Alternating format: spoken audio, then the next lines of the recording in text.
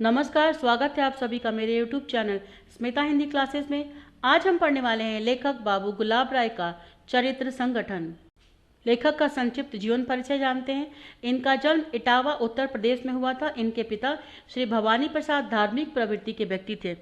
इनकी माता भी कृष्ण की उपासिका थी और सूर कबीर के पदों को तल्लीनता होकर गाया करती थी। माता पिता की इसी धार्मिक प्रवृत्ति का प्रभाव बाबू गुलाब राय जी पर पड़ा।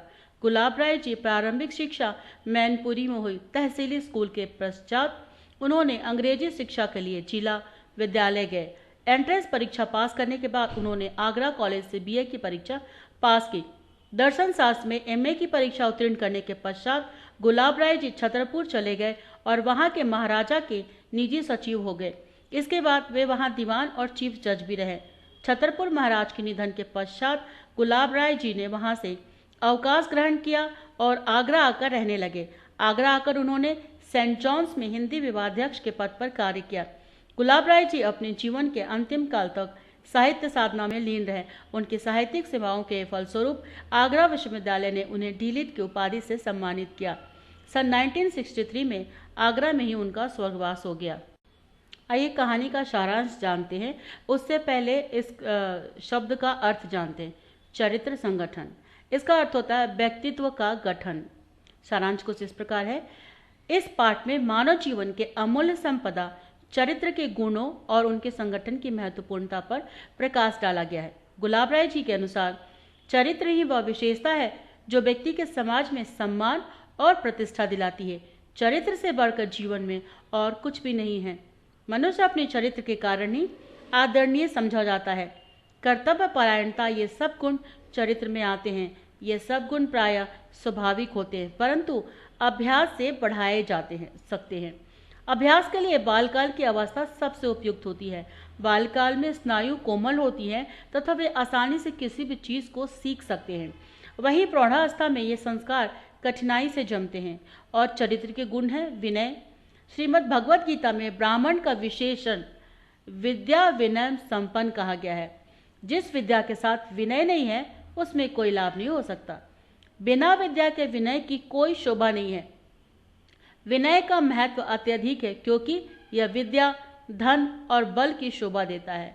विनय यानी कि हम्बलनेस। विनयशील व्यक्ति अभिमान से बचा रहता है, उसकी आत्मा शुद्ध होती है। विनय केवल शिष्टाचार का हिस्सा नहीं है, बल्कि यह एक आत्मिक शांति और प्रेम उत्पन्न करने में सहायक होता है।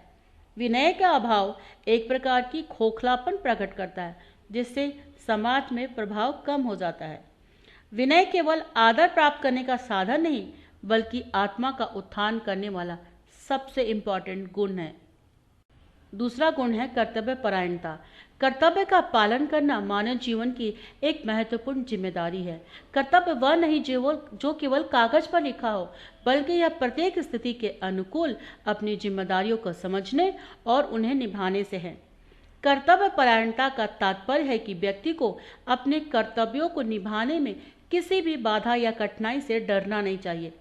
कर्तव्य का पालन न करने से पतन की संभावना रहती है। इसीलिए यह आवश्यक हो जाता है कि व्यक्ति अपने कर्तव्यों को अच्छी तरह समझे और उन्हें निभाने में किसी भी प्रकार की स्थिरता न दिखाए, यानी कि आलसपन न दिखाए।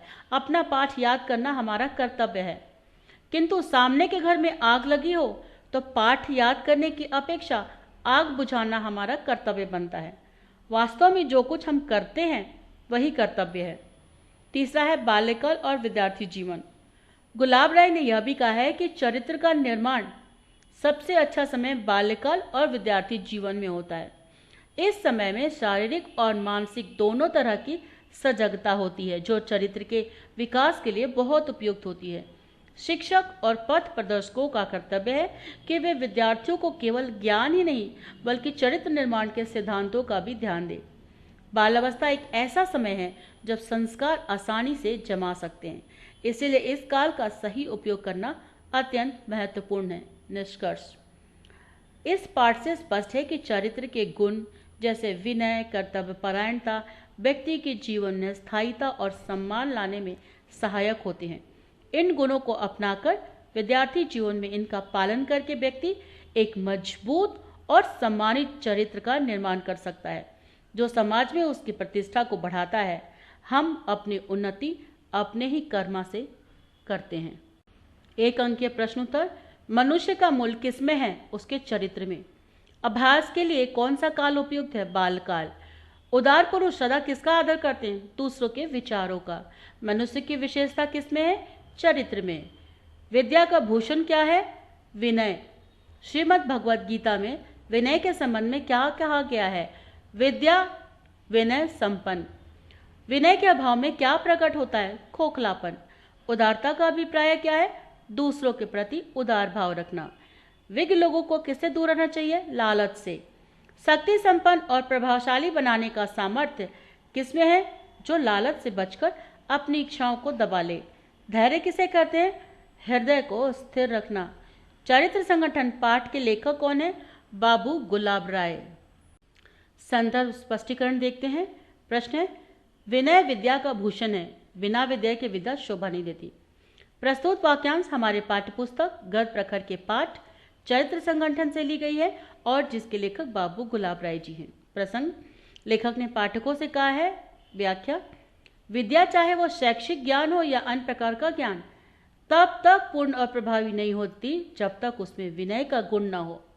विनय विद्या को सजाने और उसकी प्रतिष्ठा को बढ़ाने का काम करता है।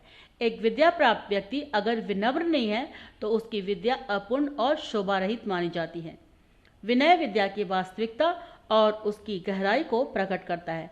ज्ञान के साथ विनय न केवल उस व्यक्ति के व्यक्तिगत विशेषता को उजागर करता है, बल्कि समाज में उसकी स्वीकार्यता और सम्मान को भी बढ़ाता है।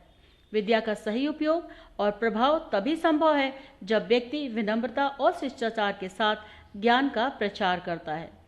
बिना विनय के ज्ञान का प्रदर्शन केवल बाहरी प्रभाव और आभास तक सीमित नहीं रह सकता। पारंपरिक और सांस्कृतिक दृष्टिकोण से भी विद्या और विनय एक दूसरे के पूरक हैं। विनय के बिना विद्या का मूल्यवत्ता कम हो जाती है और विद्या के बिना विनय अधूरा होता है। विशेषता, विनय विद्या को एक उचित और सम्मानजनक रूप प्रदान करता है। केवल विद्या का होना पर्याप्त नहीं है, उसे सही ढंग से व्यक्त और उपयोग करने के लिए विनय की भी बहुत आवश्यकता है। व्याख्या नंबर 2, तुम्हारा कर्तव्य है उसे कदापि ना हटो, उसमें चाहे लोग निंदा करें चाहे स्तुति। तो संदर्भ और प्रसंग पूर्वत रहेगा, यानी कि पहले की जैसा। व्याख्या है, कर्तव्य एक व्यक्ति के जीवन में सबसे महत्वपूर्ण होता है, चाहे परिस्थितियां कैसे भी हो, समाज का दृष्टिकोण चाहे कैसा भी हो। अपने कर्तव्यों का पालन करना प्राथमिकता होना चाहिए। समाज के लोगों की निंदा या स्तुति आपके कर्तव्य को निभाने में बाधा नहीं डालनी चाहिए। यदि आप अपने कर्तव्य को निभाते हैं तो आलोचनाओं और प्रशंसाओं से प्रभावित हुए बिना अपने मार्ग पर बने रहना चाहिए। कर्तव्य पालन में स्थिरता और दृढ़ता महत्वपूर्ण है। किसी भी बाहरी प्रभाव से विचलित हुए बिना अपने कर्तव्यों को पूर्ण निष्ठा और ईमानदारी से निभाना चाहिए। अपने कर्तव्यों को निभाना व्यक्ति की आत्मा की उन्नति और स्वाभिमान को बनाए रखने में सहायक होती है। आलोचना या प्रशंसा से परे कर्तव्य के प्रति निष्ठा और आत्मिक संतोष और सम्मान को बढ़ाती है। विशेषता है कि यह वाक्य इस बात पर जोर देता है कि कर्तव्य का पालन न केवल आवश्यक है बल्कि आलोचना और प्रशंसा के बावजूद इसे निभाना चाहिए। कर्तव्य की सच्चाई और निष्ठा किसी भी बाहरी प्रभाव से अधिक महत्वपूर्ण होती है। टिप्पणी, चरित्र संगठन। चरित्र संगठन किसी भी समाज के स्वस्थ और समृद्ध विकास के लिए अत्यंत आवश्यक है। प्रस्तुत पाठ में चरित्र संगठन की प्रक्रिया और उसकी महत्व को स्पष्ट रूप से दर्शाया गया है कि मानव जीवन की मूल्यता और समाज में उसकी प्रतिष्ठा का निर्धारण उसके चरित्र द्वारा होता है। चरित्र का संगठन मुख्यतः विनय और कर्तव्य परायणता जैसे गुणों पर आधारित है। विनय केवल शिष्टाचार का हिस्सा नहीं है, यह आत्मा की शुद्धि, अभिमान की मुक्ति और समाज में प्रेम और शांति का संचार भी करता है। विनयशील व्यक्ति दूसरों के प्रति सम्मान और नम्रता का भाव रखता है, जो उसे समाज में सम्मानीय व्यक्ति बनाता है। इसके विपरीत विनय का अभाव व्यक्ति में एक खोखलापन और सामाजिक प्रभाव में कमी का संकेत देता है। कर्तव्य परायणता का महत्व भी अत्यधिक है। कर्तव्य वह नहीं जो केवल कागज पर लिखा हो, बल्कि यह वास्तविक जीवन के परिस्थितियों के अनुसार सही और उचित कार्यों को निभाने से है।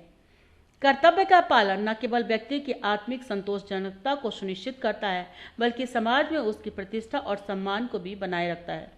कर्तव्य से च्युत होना पतन का द्वार खोल सकता है। इसलिए यह आवश्यक है कि व्यक्ति अपने कर्तव्यों को पूरी निष्ठा और ईमानदारी से निभाए। पाठ में यह भी बताया गया है कि बाल्यकाल और विद्यार्थी जीवन चरित्र निर्माण के लिए अत्यंत महत्वपूर्ण होते हैं। इस समय में व्यक्ति के मूल गुणों का विकास होता है और इसलिए यह समय चरित्र संगठन के लिए सबसे उपयुक्त होता है। शिक्षक और पथ प्रदर्शक का कर्तव्य है कि वे विद्यार्थियों को केवल ज्ञान ही नहीं बल्कि चरित्र निर्माण के सिद्धांतों पर भी ध्यान दें। संक्षेप में, चरित्र संगठन एक निरंतर प्रक्रिया है जिसमें विनय और कर्तव्य परायणता जैसे मूलभूत गुणों का निरंतर अभ्यास और पालन अति आवश्यक है। यह केवल व्यक्तिगत सम्मान और सामाजिक प्रतिष्ठा का आधार नहीं, बल्कि समाज के समग्र विकास और स्थिरता में भी महत्वपूर्ण भूमिका निभाता है। तो मेरे प्यारे बच्चों, ये बाबू गुलाब राय का पाठ चरित्र संगठन यहीं पर समाप्त होता है। उम्मीद करती हूँ कि ये वीडियो आपको पसंद आया होगा और आपको हेल्प मिलेगा, और आपको सचमुच ऐसा लगता है तो वीडियो को सब्सक्राइब, लाइक, कमेंट, शेयर करने में कंजूसी ना करें और बेल आइकन दबा लें ताकि आपको मेरी नई वीडियो की जानकारी मिलेगी। और आपका लाइक, कमेंट, शेयर मुझे मोटिवेट करेगा ताकि मैं आपके लिए ऐसे नई वीडियो बनाकर लाती रहूँ। वीडियो देखने के लिए आपका बहुत बहुत धन्यवाद।